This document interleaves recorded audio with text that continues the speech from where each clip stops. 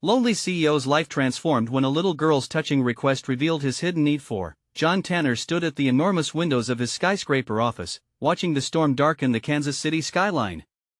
The rain lashed against the glass like the accusations of his regret. Inside, he was a celebrated tech mogul, adorned with awards and accolades, but in reality, he felt nothing but hollow. Success had wrapped him in a dazzling illusion, an empire of profit built atop the crumbling foundations of his loneliness. Each day slurred into the next, his life marked not by connection but by crushing isolation, a relentless treadmill of meetings and deadlines that left him breathless but wanting. As he stepped outside for a necessary breath of fresh air, the wind whipped around him, cold and sharp. He barely registered the world beyond his corporate bubble when, out of the storm, a splash of unexpected color caught his eye. An 8-year-old girl stood boldly amid the rain, her face alight with purpose, cradling a collection of handmade bracelets, her creations. She was undeterred by the harsh weather, and her spirit shone through her soaked clothes, an oasis of warmth in his icy existence. "Hi, mister," she chirped, her small hand reaching out to display the vibrant bracelets. "I'm Lily. I'm raising money for a playground for kids who don't have one. Do you want one? They're just $5. Her small voice, innocent and earnest, pierced through his preoccupations. In that moment, John felt the warmth of nostalgia rise within him. Memories of teaching his daughter how to ride her first bike flooded his mind, bittersweet reminders of laughter and sunlight that now felt splintered and far away. Here was Lily, a pure reflection of the joy he'd abandoned, and she could tell him, without words, what he had lost. As he handed her the $5, something shifted. A dull ache he'd long ignored flared up, and for the first time in years, he felt a spark of connection. "What's your dream for the playground?" he found himself asking. It was more than a transaction now, it was a lifeline thrown into the abyss of his solitude. "Before we continue, I need to tell you about something important that's happening. YouTube has been making changes to the system and many people are losing notifications from channels they follow. If you're enjoying the content, click the bell and mark all notifications so you don't miss the next videos. And if you can leave a like, it really helps with reach. Seriously, it makes a difference. Oh, tell me in the comments where you're watching from. I'm always curious to know who's on the other side of the screen. Now let's continue. In the moments that followed, Lily spoke of swings and slides, of laughter echoing across a forgotten field. Each word deepened the sense of loss within him. Here was a child, fearless and full of passion, undeterred by the world's obstacles. The juxtaposition gnawed at him. While he wrestled with obscured balance sheets and glass-walled meeting rooms, this little girl saw vibrant potential where he only saw profit margins. But then reality crashed over him as he returned to the tremors of his life. A crisis loomed at the company, threatening everything he had built. Investors were turning restless, the whispers of panic rising like the howling winds outside. Did he devote every ounce of energy to saving the empire, or did he dare to nurture this fragile flicker of human connection? John stood at a precipice, heart racing as the storm raged around him, feeling the echoes of laughter from days gone by clash with the caustic urgency of his corporate battles. Could he abandon the fortress he had constructed, the gleaming monument to success, for something as transient as a flicker of joy in a child's eyes? Deep inside, John grappled with his demons. Was he willing to forsake a successful mask for an uncertain hope? As the weight of his decisions pressed down, it felt as if the world outside had come alive, an electrifying force pulling him toward risk, while the shadows of his past clung tighter than the storm. The question loomed larger, the tension thickening. Would he surrender to the needs of his heart, or would ambition drown out the very essence of his humanity, leaving him adrift in a skyscraper of solitude? As the storm subsided, John stood in that very spot, grappling with the newfound awareness uncoiling within him. The weight of each raindrop that drummed against the window mirrored the heavy thoughts brewing in his mind. The vibrant energy of Lily contrasted sharply with his monochromatic world. He felt the pull of something beyond the mere survival of his corporate endeavors, a longing to be more than an isolated figure encased in glass and pretending that wealth could translate to fulfillment. With a trembling resolve, John stepped away from the window and navigated back into the sterile corridors of his office. Every step felt heavier, as if each footfall echoed his growing doubts about his life choices. The ringing of his phone jolted him, but he allowed it to ring. He wasn't ready to dive back into the exhausting realities of boardrooms and relentless deadlines. What did it mean to him anymore? Instead of rushing to answer, he sat at his desk, staring blankly at emails flooding in from investors and stakeholders demanding clarity and reassurance.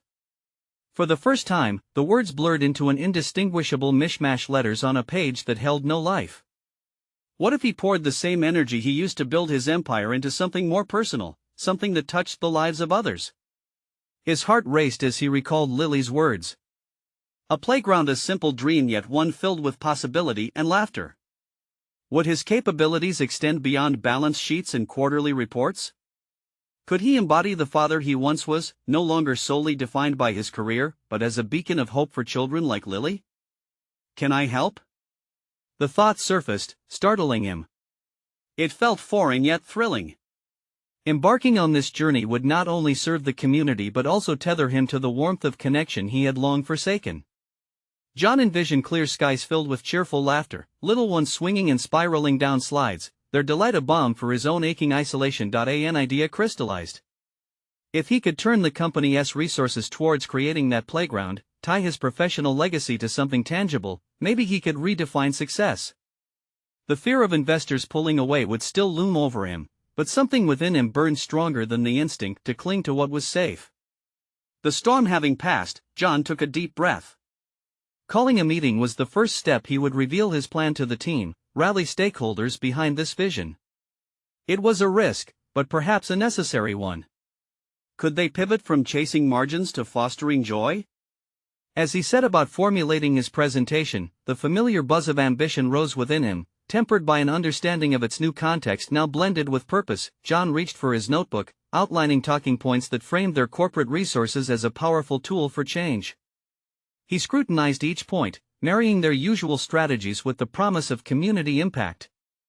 For the first time, he felt alive. Just then, his phone beeped, a text message from an investor flagged as urgent. His stomach sank. The time had come to face the looming crisis, the scrutiny of those who valued profits above all. Would they support his shift?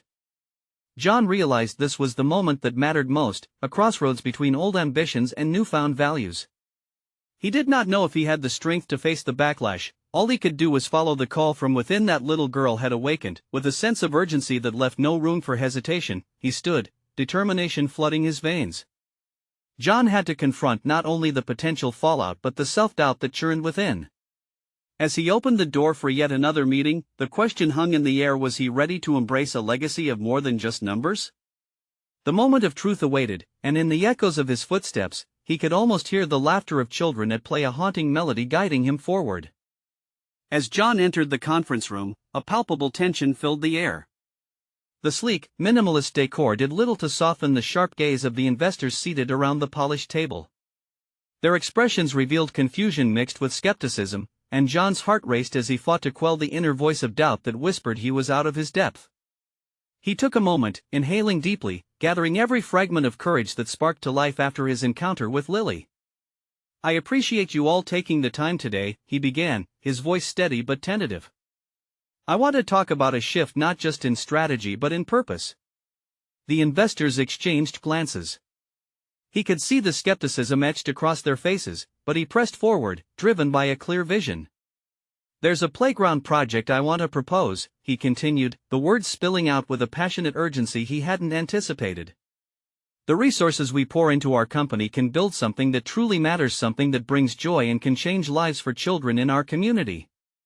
He watched their expressions shift, eyebrows furrowing as he outlined the plan, how it would impact the company's perception and profits in the long run. His business mind raced through the numbers and potential returns, framing this endeavor as both a moral and financial opportunity.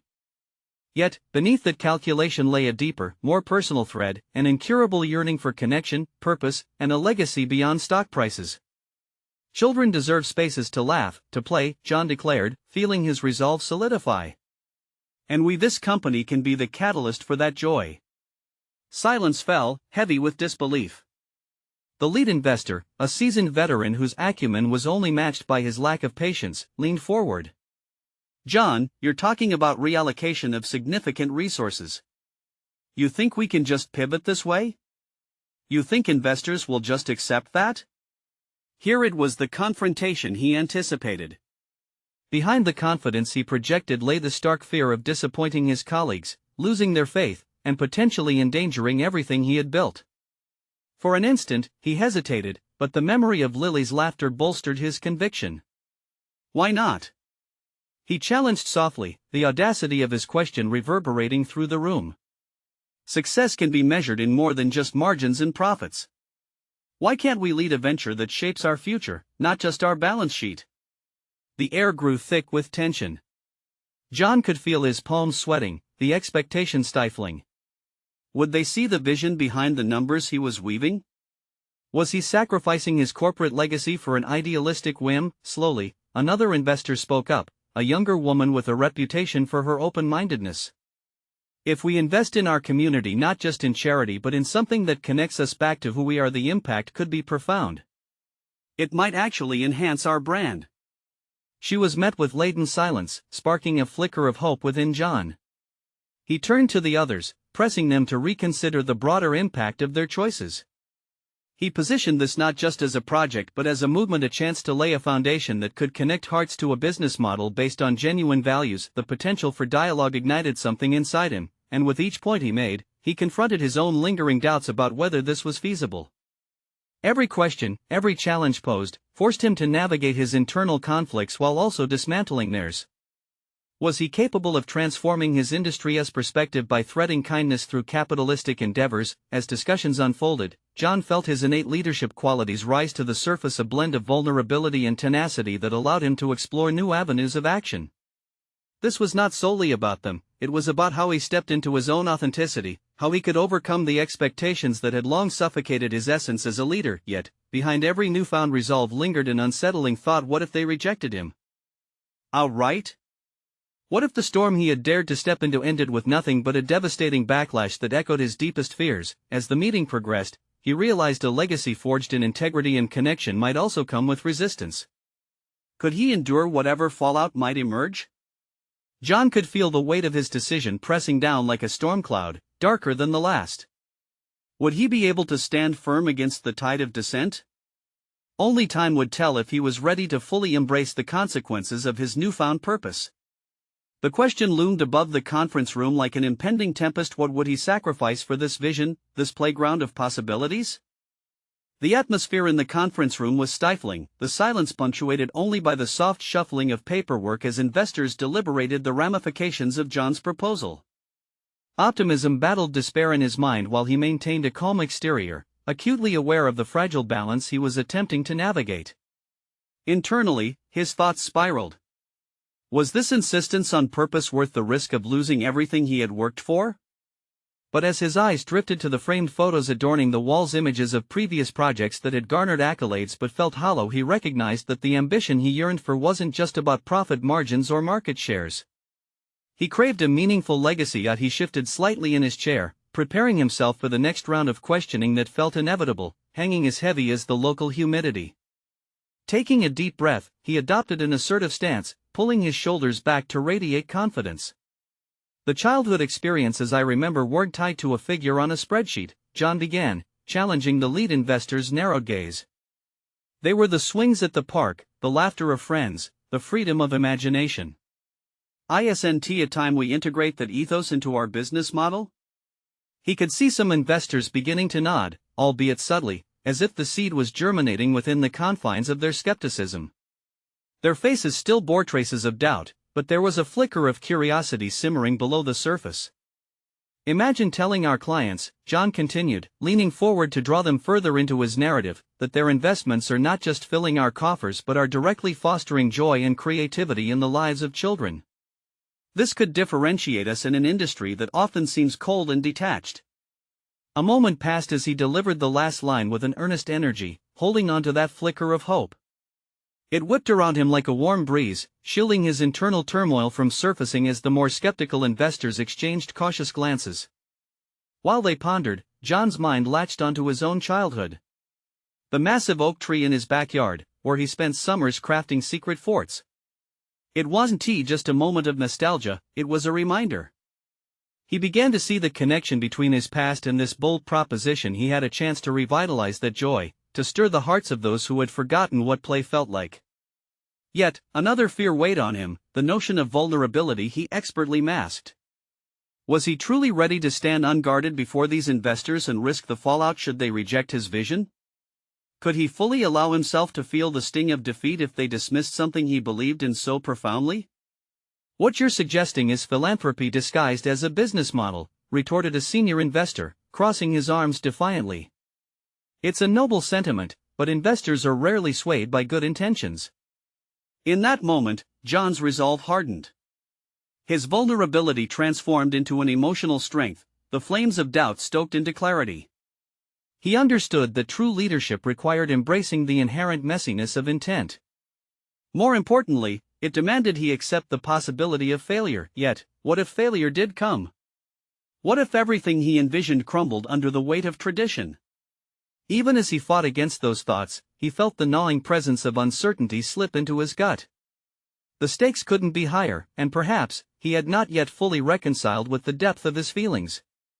"Rejecting this project means rejecting our opportunity to innovate," he stated, keeping his voice steady despite the quake in his insides. "We do have something extraordinary to offer, and by the end of this discussion, you may see that if you're willing to take that leap with me." As he held his ground, the tension in the room momentarily dissipated, replaced with a charged energy swirling around potential invitations to change. Yet, amidst the rising tide of optimism, John sensed that this confrontation was only the beginning of a more profound journey. The true challenge lay ahead, a path fraught with resistance from those who clung to the old ways. Would he dare to continue championing an audacious vision, risking everything in pursuit of a transformative resolution? The clock ticked ominously, each second a reminder that choices would define him in ways he had yet to comprehend. As he met the investor's eyes anew, a single thought crystallized in his mind: he had to prepare, as the inevitable confrontation was brewing. The time had come to face not only them but himself and the very essence of what he stood for. John's gaze swept the room, lingering on the faces of the investors who held the power to shape his future. A tumultuous wave of emotions coursed through him: determination battling a nagging fear of rejection. The walls seemed to close in as scrutiny intensified. This was more than a simple pitch, it was a manifestation of his identity, his belief in wonder and joy. "Good intentions or not," a different investor interjected, her brow furrowing, "how do you plan to measure your impact? Investors need data, not just stories." The skepticism was palpable, echoing the doubts that swirled in his mind. Measure, that single word stung with reality. How could he quantify childhood joy? "Every swing in a park has a story," John replied, fighting to maintain composure. "But if you must see numbers, think about the engagement metrics we'll generate. Happy children lead to content parents, which translates to loyal clients. Our success hinges on their joy." His voice steadied, overcoming the tension coiling within. As he spoke, he recalled the shimmering eyes of his childhood friends, the laughter that punctuated the air during their adventures. He envisioned transforming those intangible moments into tangible outcomes now that would be revolutionary. Yet, the question nagged at him: was he merely reshaping his childhood into a business model? Did he risk reducing something magical to a number? The weight of his conviction seemed to swell, propelling him forward.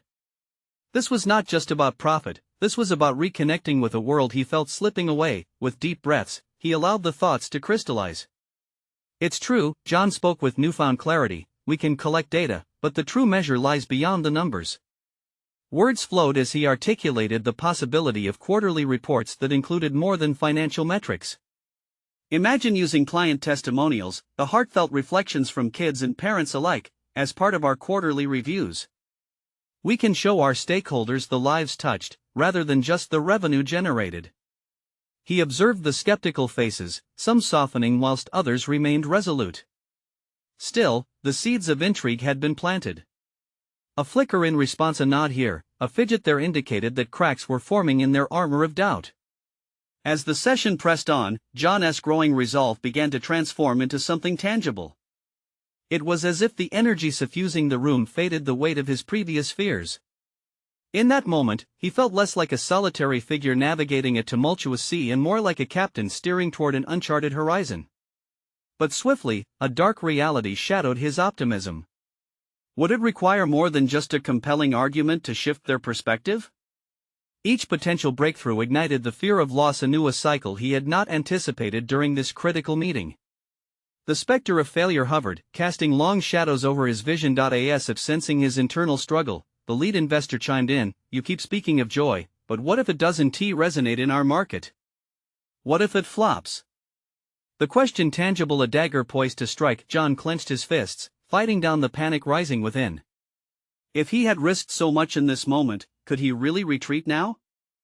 "Then this will be my legacy," he proclaimed, voice steadier than he felt.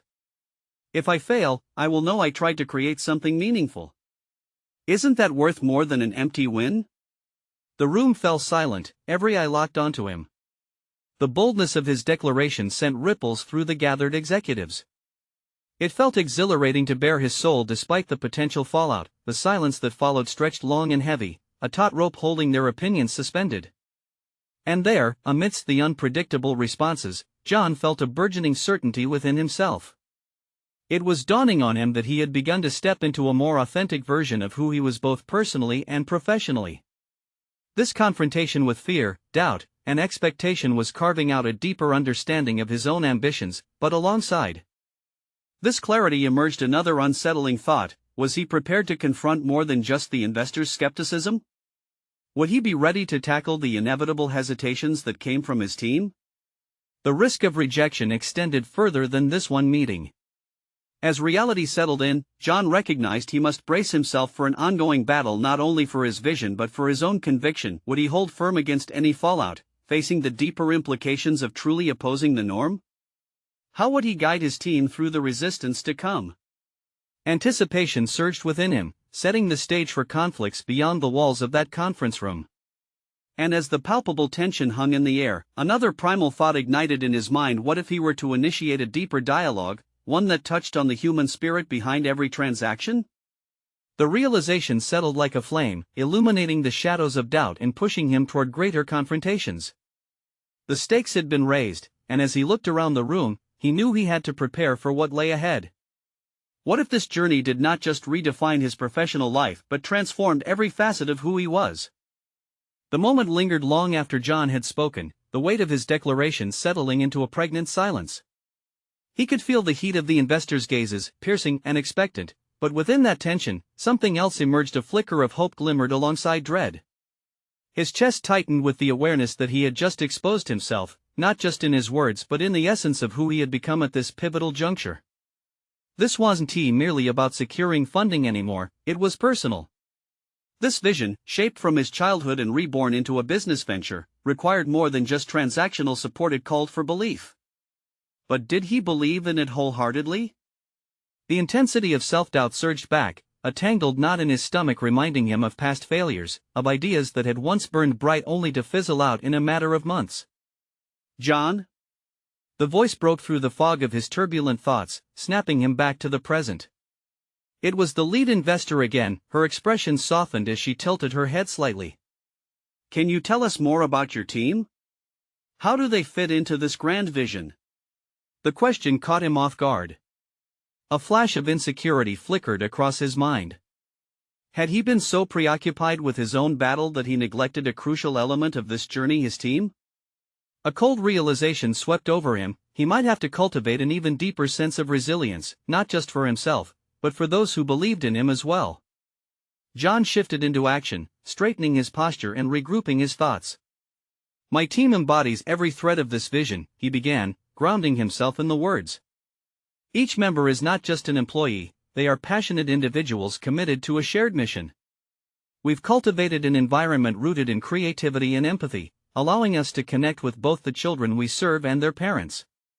With each word, he felt a sense of empowerment swell within him. He began recounting their experiences: how they collaborated creatively during brainstorming sessions, how they bent expectations to find innovative solutions, and how even the smallest voices within his team sparked great ideas. The rhythm of his speech heightened as nostalgia washed over him, recalling moments spent crafting each initiative. And yet, in doing so, he was aware of another truth lurking beneath the surface: this task would require far more than mere camaraderie. Leading a team through rough waters demanded an unfaltering commitment to transparency. They would need guidance on this journey towards hope, and losing faith was not an option. The more John spoke, the more a notion crystallized: he couldn't shy away from vulnerability, nor could he ignore the emotional connection that formed the backbone of his venture. A deeper dialogue with his team loomed in his future, one where dreams met practical realities, and risks aligned with aspirations. What would he say to inspire them, to keep them believing when obstacles arose? Would he pull them into this mission or shield them from the depths of his own uncertainty? Each choice felt monumental, each interaction laden with the potential to either shatter or ignite inspiration. As the meeting wound down, he sensed an understated shift within the room. Skepticism persisted, but feeble cracks of interest widened as some investors began to nod, intrigued by not only the concept but the shared energy igniting from his convictions. It was a fragile victory, yet victory nonetheless, and adrenaline churned through his veins. The conversation ended, but John's mind raced beyond the confines of the conference table. The day's discussions sharpened a sense of urgency inside him. A new battle was on the horizon, one that resonated more with the chaotic swell of personal feelings than strategic planning.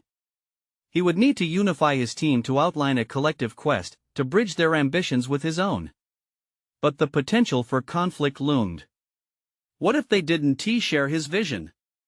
What if they hesitated to embrace the risks entwined with chasing joy? As tension wrapped around him again, a resolve solidified. He was ready to harness this need for connection, to balance numbers with narratives, not just for himself but for those who decided to follow his lead, even when the waves became tumultuous. What lay ahead was another confrontation, a need to galvanize not just an investor's belief, but the hearts and minds of a team looking to him for direction. The question loomed heavy: would they rally around their shared mission, or would doubt fracture their unity? As night settled in, John felt insatiable anticipation. A transformative battle approached. The storm wouldn't just challenge the concept of joy, it would test the very fabric of his resolve to lead authentically. The following morning arrived with a muted glow filtering through John's office window, but the sun's light did little to ease the weight pressing against his chest. He sat at his desk, a cacophony of thoughts swirling in his mind. Last night's meeting had been a turning point, a battle won but not without scars. The faint echoes of investor interest felt overshadowed by the looming challenges ahead with his team. What kind of leader was he, really? The question reverberated with renewed urgency. His fingers hovered above the keyboard, the screen stark and blank, mirroring his scrambled thoughts. He realized he needed a strategy, a defined path leading beyond mere operational plans. This time, it was about forging a connection, fostering loyalty, and inspiring his team to embrace the risks that came with chasing after their shared dream. Making a decision, he penned an email inviting his team for an unscheduled meeting. As he clicked send, a sense of dread washed over him. Would they be open to his vision? Or would they see through his mask, revealing the cracks in his determination? Later that day, as his team filed into the conference room, John sensed a mixture of curiosity and apprehension in their demeanor. He had always prided himself on creating an open and supportive culture, but this was a different sphere. This was personal. Setting the stage required more than directives, it called for authenticity. "Thank you all for coming today," he began, his voice steadier than he felt. "I wanted us to come together, to openly discuss our dreams and the challenges we might face moving forward." The room shifted slightly, eyes darting towards one another, searching for assurance. As he spoke, weaving between visions of the future and the realities of their present, John began to recognize the depth of what leadership meant. It was less about asserting authority and more about establishing an emotional haven. He felt a ripple of vulnerability as he shared his concerns, revealing the fears that gnawed at him, fears of failure and the looming threat of doubt within the team's ranks. Their reactions were immediate. Someone echoed his sentiments, sharing their insecurities. Another expressed urgency, laying bare the fears of not being able to deliver on the ambitious goals they set together. Instantly, the atmosphere changed. What started as a hesitant gathering transformed into an honest discourse about shared fears, aspirations, and collective responsibility. In the ebb and flow of conversation, something inside John shifted. The dialogue was not about him directing, it became a collaborative discourse, each member illuminated in their strength and potential. As they brainstormed ideas, laughter and optimism punctuated the tense undercurrents, binding them closer together in the face of uncertainty. Yet, beneath the camaraderie, John could feel another layer of unease, a gnawing suspicion that doubt still lingered in the corners of their minds. Despite the electric connection that sparked during their exchange, Would they truly embrace the journey ahead, or would hesitation seep back in once the dust settled? Days turned into weeks, and the team worked tirelessly, but John sensed a disparity between the public enthusiasm they displayed and the underlying apprehension overshadowing their productivity. They were engaged, yet he could not ignore the hesitance growing like a weed. The rising tension began to fester, and a confrontation seemed inevitable. His role as their leader was now defined not only by his capacity to inspire, but also by how he would confront the realities of their fears head-on. What needed to happen was not a vision that glorified joy but a raw acknowledgement of the struggle that lay ahead. As he confronted these thoughts, the moment crystallized: he would need to take a stand, to challenge both himself and his team to face their doubts, to hone in on their collective strength. The question loomed: would they have the courage to embrace the discomfort of uncertainty, to see their potential as a united front? Tomorrow would test their loyalty yet again. And possibly, it could either set them free or unravel them completely. The following morning unfolded with a sense of resolve deep within John's chest, yet the hum of uncertainty still clung to him like a shadow. With a day filled with important meetings ahead, he ambled over to the large conference room where his team was set to convene again, a vital follow-up to the discussions from weeks prior. He felt the prickle of anxiety rise in his throat at the thought of the conversation that lay ahead. The right question had to be asked to dislodge the thrown anchors of fear that kept his team's potential at bay. As he entered the room, he caught sight of familiar faces, all adorned with a veneer of optimism. But an instinctual ripple of apprehension flickered beneath their smiles. "Good morning, everyone," John greeted, though the quaver in his voice betrayed the calm he tried to project. "Today, I want us to dig deeper into our shared ambitions. We've spoken openly about our fears, and while that is essential, we must now connect those vulnerabilities to actionable strategies."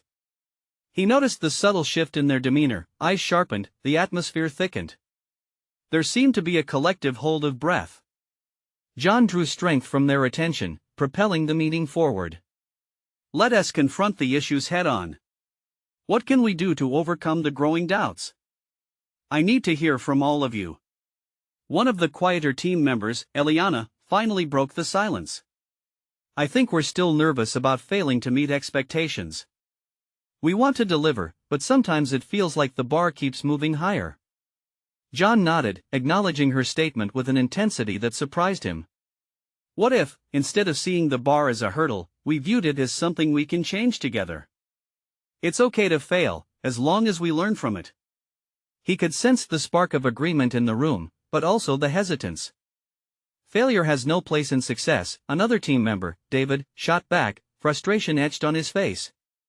"We've all been working so hard, and I can't help but feel like that's being overlooked." These words struck John like a pointed realization. It was true. Their environment had nurtured a culture of fear around failure rather than learning. He took a moment to consider the implications of his words. Was he leading them with the belief that failure was simply a stepping stone, or had he inadvertently laid groundwork for a punitive mindset? "Let us try something different moving forward," he suggested, his voice steadier now. "What if we redefine our standards? Failure needs to be part of our conversation, a stepping stone we openly discuss rather than fear." As conversations sparked among the team members, he felt the atmosphere change again, each voice chiming in with ideas for fostering a more supportive climate. The discussions took on a life of their own, illuminating hidden innovations that danced within their collective imagination. This was the pulse he had yearned to feel, yet a part of him recoiled at the thought of challenging long-standing norms. Right then, a new voice emerged: Maria, a junior member who had often remained quiet but demonstrated remarkable skill in her analyses.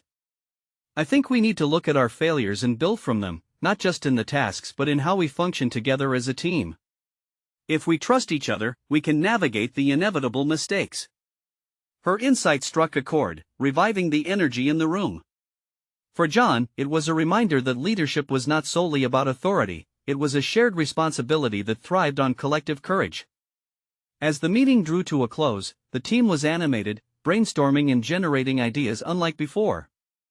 Yet, as the last person left, an unsettling question crept back into John's mind: what if the strength they were beginning to cultivate was only a facade, a temporary spark that would sputter when faced with real challenges? Determined to push beyond the uncertainty, John resolved to bring the discussions into more tangible pathways. What if he could introduce failure studies and reflection sessions where they could collaboratively dissect previous missteps, the day ended with an unexpected tension, the feeling that the real test was still lurking around the corner. Tomorrow would transition from theory into practice, exposing their newfound openness to the sharp blade of reality. Would they withstand the challenges ahead, or would the glimmer of progress fracture beneath pressure? In that moment, John realized his journey as a leader had only just begun, but the stakes were about to rise. The morning sun streamed through the window, casting a warm glow across John's desk. Yet, the light did little to penetrate the churning storm within him. He stared at the whiteboard filled with ideas from yesterday's meeting, vibrant and hopeful, yet in that moment, they felt like mere echoes of promises made under the safe confines of the conference room.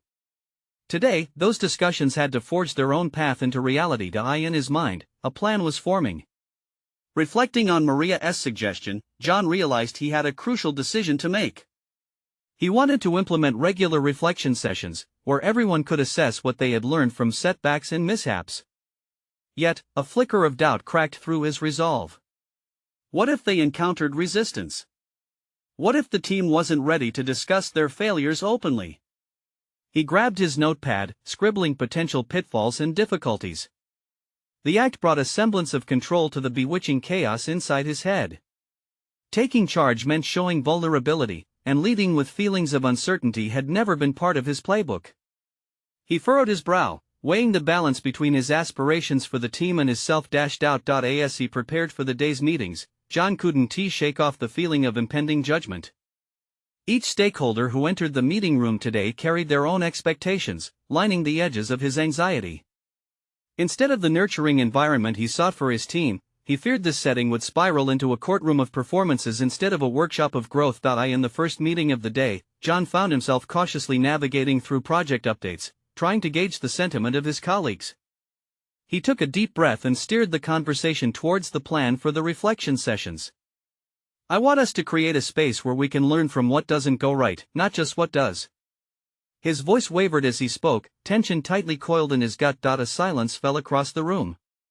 Then, David spoke up again, apprehension dueling with curiosity. Are we really ready to lay our failures bare?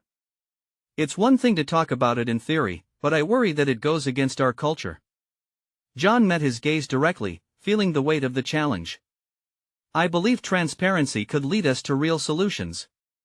But it starts with trust, and I am asking you to take that leap with me.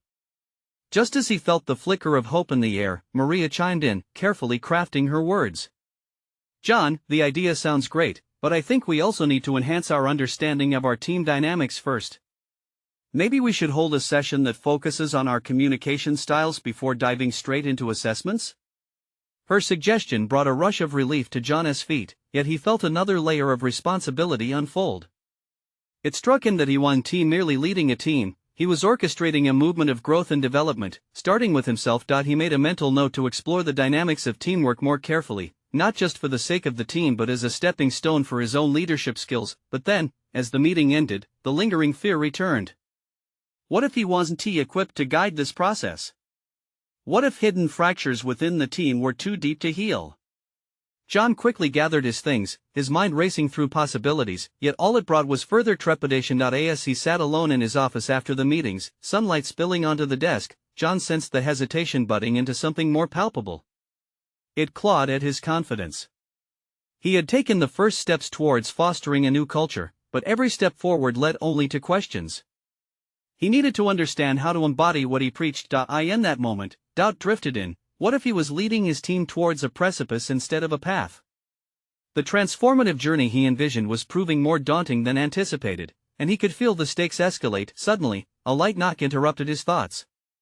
It was Eliana, her presence exuding warmth. I wanted to talk about implementing the new sessions. I think we're all eager to get started. As her sincere enthusiasm enveloped him, he saw a peculiar flicker of hope sprout. Perhaps there were undercurrents of readiness among his team that he hadn't recognized, yet beneath that hope lay a deeper uncertainty.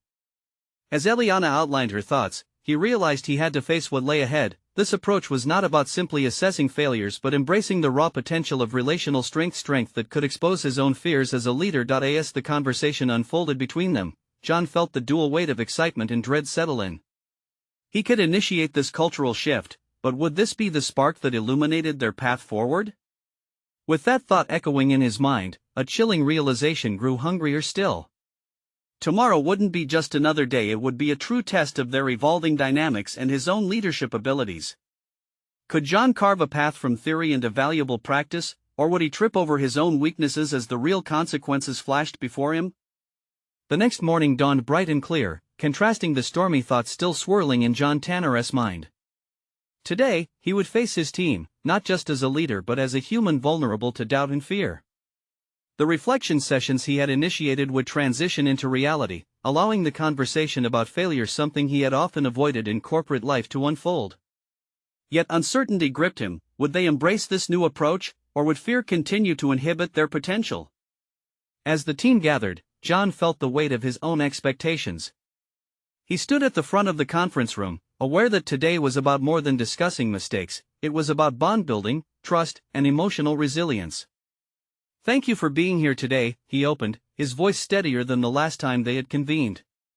"We need to create a safe space, one where we can explore not just our successes but our failures, too." He felt their gazes, some curious, others skeptical. How could he illustrate that vulnerability could lead to strength? Eliana was the first to step forward. "I think we all want to learn, but what if we're not ready for this? What if it's too much too soon?" Instead of deflecting her concerns, John felt their validity wash over him like a wave, affirming the necessity for this discussion. "Those are valid feelings," he admitted. "This isn't about immediately diving into depth, it's about preparing ourselves to be open and honest, starting from the surface." The murmurs of agreement signaled they were willing to engage as long as the pace felt right. He divided the session into smaller groups, a tactic designed to ease anxiety and promote open exchanges without the pressure of the entire team's gaze. As they began sharing their experiences, laughter bubbled forth interspersed with poignant revelations. The air thickened with empathy. John felt the first flicker of hope ignite among them, forcing out some overshadowing fear. "Success isn't just about winning, it's also about how we handle disappointments," John explained as the session transitioned again, sharing a personal story of a significant failure early in his career, one that taught him resilience. "I lost a critical contract because I didn't prepare well enough," he admitted, the breaths of surprise from the team validating his vulnerability. "It stung, but that moment defined my work ethic. I had to confront why I failed and how I could do better." The metaphorical barriers began to break as team members shared their stories of setbacks, each revealing not just weaknesses but newfound learnings. By the end of the session, a palpable transformation had occurred. The environment shifted from one of trepidation to a robust sense of camaraderie. They had begun to internalize that failure was not the end but rather a vital part of growth. This was the pivotal moment. John had sought the warmth of connection wrapped around budding optimism, and he felt proud of this collective progress. Afterward, John took a moment to reflect. His fears had manifested but ultimately transformed into a deeper understanding of his team's spirit, both collectively and individually.